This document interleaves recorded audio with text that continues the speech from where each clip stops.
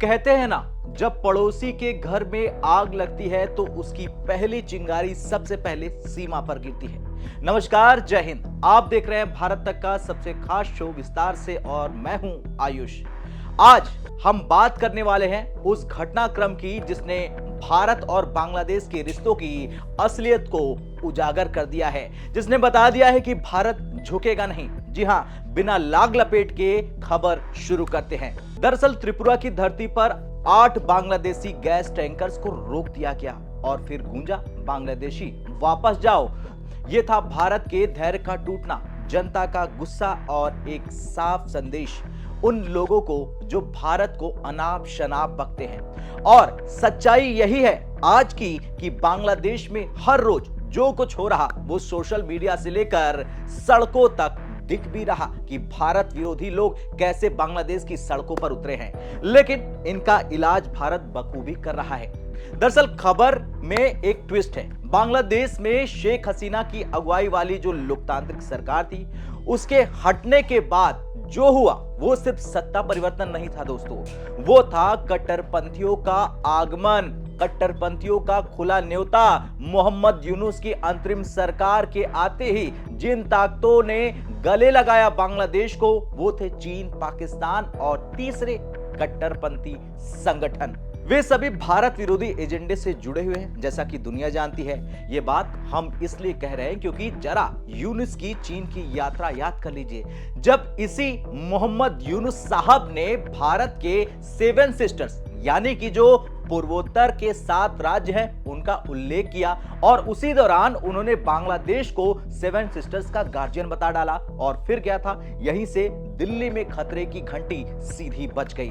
अब यह कूटनीति नहीं था, यह संकेत था सीधा सीधा। और सबसे बड़ी बात, भारत की क्षेत्रीय अखंडता पर सबसे बड़े सवाल उसी दौरान खड़े हो गए जिस दौरान यूनुस चीन में थे। और इसी बीच पाकिस्तानी सेना, आईएसआई के टॉप कमांडर्स ढाका में लगातार दौरे पर दौरे कर रहे थे। और यह सब केवल संयोग नहीं है, भारत ने उसी वक्त यह अच्छे से समझ लिया कि बांग्लादेश की धरती अब भारत विरोधी गतिविधियों का मंच बनाई जा रही है। अब इन्हीं सबको देखते हुए जो भारत का राज्य है त्रिपुरा, भारत का सबसे शांत राज्य है जहां लोग राजनीति से कोसों दूर रहते हैं, लेकिन जब बांग्लादेश में हिंदुओं पर हमले हुए, भारत विरोधी बयानबाजी सड़कों पर हुई और धमकियों की खबरें आने लगी तो जनता चुप नहीं बैठी। त्रिपुरा के जीरानिया उपखंड और बोधक जंग नगर क्षेत्र में बांग्लादेश से आ रहे 8 गैस बुलेट टैंकर्स को स्थानीय लोगों ने वहीं पर रोक दिया।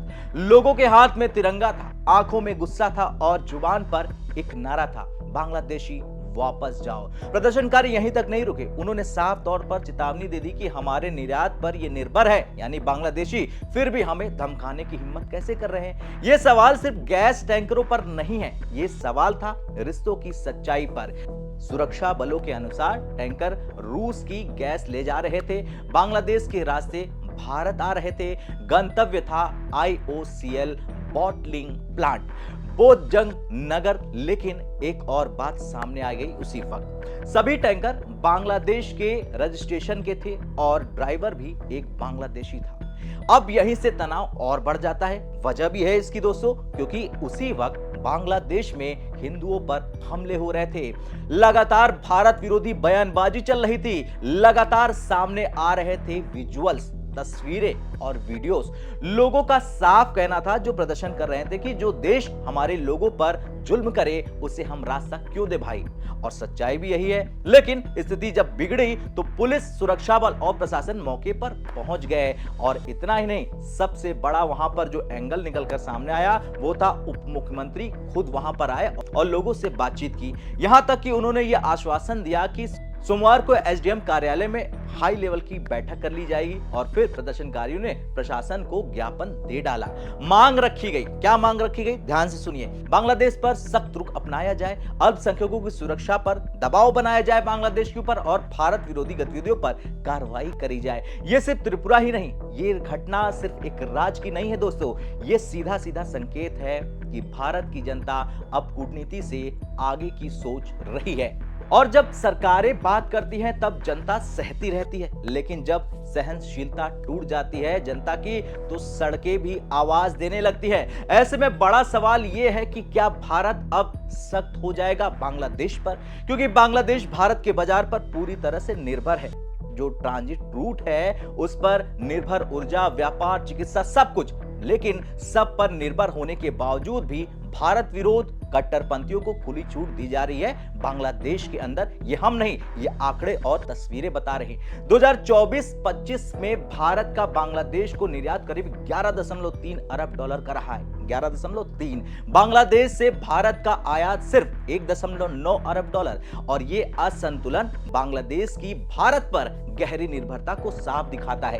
अब जरा मुख्य आयात क्या है वो जान लीजिए। कपास और सूत करीब 2.7 अरब डॉलर के। इतना ही नहीं, बांग्लादेश के गारमेंट उद्योग का आधार जो उनके 85% निर्यात को चलाता है, यह सबसे बड़ी बात है। पेट्रोलियम उत्पाद और ईंधन करीब 2.4 अरब डॉलर। ऊर्जा जरूरतों का सबसे बड़ा हिस्सा भी यही है। इतना ही नहीं, अब बात सबसे बड़े मुद्दे पर, बिजली पर। 2024 में 1 अरब डॉलर से ज्यादा, 2025 में और बढ़ी। बांग्लादेश की कुल बिजली का 15 से 17% किससे आता है? हमारे भारत से आता है। और इतना ही नहीं, 2025 में आयात 70% तक बढ़ा है। बहुत भारी मशीनरी, इलेक्ट्रिकल उपकरण करीब 1.5 से 1.6 अरब डॉलर फैक्ट्रियों और उद्योगों के लिए जरूरी है।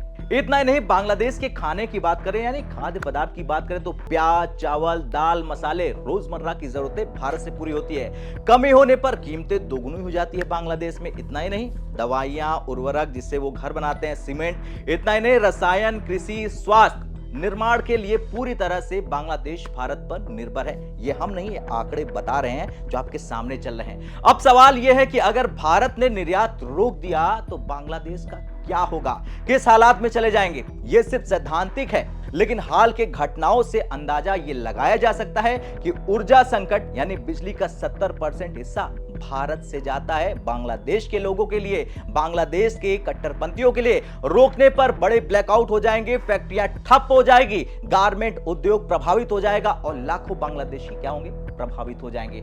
अब खाद्य संकट पे बात करें तो प्याज, चावल जैसी चीजों की कमी से मुद्रास्फीति आसमान छूलेगी, महंगाई आसमान छूलेगी, और जो विकल्प है बांग्लादेश की वो काफी महंगे हैं। गारमेंट उद्योग का बड़ा झटका भी जान लीजिए। 47 अरब डॉलर का सेक्टर कपास पर निर्भर है और वो भारत से जाता है। उत्पादन रुकने से निर्यात गिर जाएगा, अर्थव्यवस्था को बड़ा नुकसान हो जाएगा बांग्लादेश की। अब जरा आर्थिक अलगाव की बात करें। वैकल्पिक आयात चीन से महंगे हैं और दूर के रास्ते हैं। इतना ही नहीं, पहले से ही डॉलर संकट और निर्यात गिरावट से बांग्लादेश जूझ रहा है। अब जरा शिक्षा और स्वास्थ्य की बात कर लेते हैं। जो लाखों बांग्लादेशी भारत में इलाज कराते हैं, पढ़ाई के लिए आते हैं, वो अगर रोक दिए गए, उन पर रोक लगा दी गई तो हालात मुश्किल हो जाएंगे। हाल के महीनों में दोनों तरफ प्रतिबंध लगे हैं। कौन कौन से वो जान लीजिए। भारत ने कुछ बांग्लादेशी आयातों पर लैंड रूट बंद कर दिए थे। बांग्लादेश ने भी भारतीय सामान पर रोक लगा दी थी, लेकिन बांग्लादेश ने पूर्ण रोक नहीं लगाई थी। निर्भरता द्विपक्षीय है, लेकिन बांग्लादेश पर यह ज्यादा प्रभावित होगा। वजह जान लीजिए, क्योंकि जो वैकल्पिक सोर्स है बांग्लादेश की वो काफी कम है। ये तनाव लगातार बढ़ता जा रहा, लेकिन व्यापार दोनों देशों के हित में है। और सवाल ये भी उठता है, क्या भारत अब भी सिर्फ रणनीतिक संयम दिखाएगा? ये सबसे बड़ा सवाल है जो भारत सरकार को तय करना है। अब शेख हसीना के 5 अगस्त 2024 को सत्ता छोड़ने के बाद बांग्लादेश में अल्पसंख्यकों की स्थिति बहुत खराब हो गई। खास तौर से हिंदू, बौद्ध, ईसाई और अहमदियों के लिए हिंसा लगातार बढ़ गई। कई घटनाएं सामने आई और ये ज्यादातर राजनीतिक बदले की कार्रवाई बताई गई, जैसा कि सोर्स बताते हैं। अब जमीन विवाद उसमें था, स्थानीय झगड़े थे, ये सब बताया जाता है। लेकिन जो दूसरी तरफ का एंगल है, सांप्रदायिक हिंसा का एंगल है, और उसकी तस्वीरें भारत तक पर हमने अच्छे से दिखाई है और एक एक को ब्रीफ करके आपको बताई है। मुख्य आंकड़े जरा बात कर लेते हैं। अगस्त 2024 से दिसंबर 2025 तक, अगस्त 2024 के शुरुआती हफ्ते यानी 4 से 20 अगस्त तक बांग्लादेश हिंदू, बौद्ध, क्रिश्चियन यूनिटी काउंसिल यानी कि BHBCUC ने 2010 से 2442 घटनाएं दर्ज की हैं।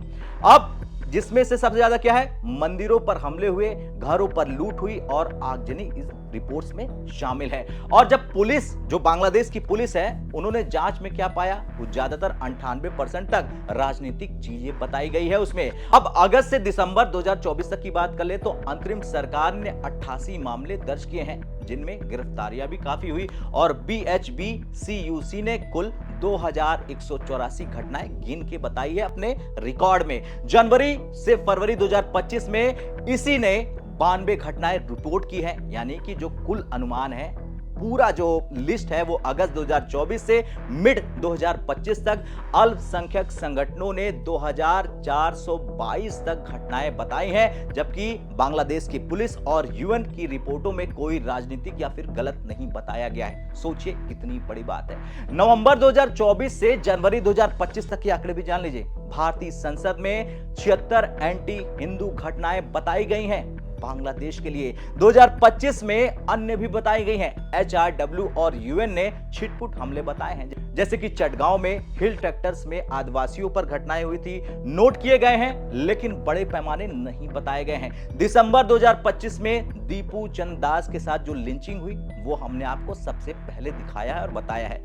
अब जो मामले दर्ज हुए हैं, यानी कि FIR हुई है, पुलिस की तरफ रजिस्टर्ड है, वो क्या बताते हैं। तो जो मोहम्मद यूनुस की अंतरिम सरकार है, उन्होंने अगस्त से अक्टूबर 2024 तक 88 मामले दर्ज किए हैं और 70 से 77 गिरफ्तारियां की बात भी कही है। पुलिस ने शुरुआती 1759 रिपोर्टों में से कई को राजनीतिक माना है, सिर्फ 20 को सांप्रदायिक दर्ज किया गया है, यानी कुल दर्ज FIR का सटीक आंकड़ा नहीं पेश किया गया है।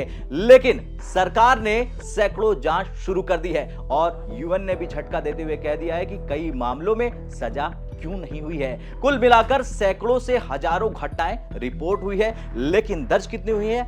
मामले मुख्य रूप से 88 से 200 के आसपास सरकारी स्तर पर सामने आए हैं। जो रिपोर्ट्स बांग्लादेश बता रहा है कि स्थिति सुधरी है, लेकिन पूरी तरह नियंत्रण में नहीं है और अंतरिम सरकार यानी यूनुस साहब की सरकार ने सुरक्षा का वादा किया, जैसा कि वो हर बार करते हैं। खैर, कुल मिलाकर त्रिपुरा में जो कुछ हुआ वो सरकार का आदेश नहीं था, जनता ने खुद गुस्सा किया था और यह साफ तौर पर बता रहा कि भारत का जो आम नागरिक है, जो देख रहा बांग्लादेश में सब कुछ हो रहा, अब हालात समझ चुका है और चेतावनी दे रहे हैं भारत के लोग। और सच्चाई यह है कि बांग्लादेश का निर्यात भारत के बिना अधूरा है। ट्रांजिट भारत देता है, बाजार भी कौन देता है? भारत। फिर भी धमकी और पीठ के पीछे चूरा घोपना, साजिश करना, यह संदेश है कि भारत के खिलाफ बांग्लादेश उतर चुका है। त्रिपुरा की सड़कों से जो आवाज आज उठ रही है वो सिर्फ नारा नहीं है, ये सीधी चेतावनी है बांग्लादेश के कट्टरपंथियों को कि धैर्य की सीमा खत्म हो रही है। यह घटना दिल्ली के लिए भी एक बड़ा संकेत है। संकेत क्या है? कि जनता अब कमजोर रुख नहीं चाहती है। इतना ही नहीं, बांग्लादेश के अल्पसंख्यकों की सुरक्षा प्राथमिकता है। वजह है कि भारत हमेशा पड़ोसियों की मदद करता है। पड़ोसी देशों को स्पष्ट संदेश मिल चुका है, खासतौर से बांग्लादेश को। अब बांग्लादेश से आ रहे 8 गैस टैंकर्स को रोकना इतिहास में दर्ज हो जाएगा, क्योंकि ये भारत की जनता का स्टैंड था खुले तौर पर और आत्मसम्मान की आवाज थी और एक साफ संदेश भी था कि दोस्ती बराबर की जाती है, वरना रास्ता रुक जाएगा।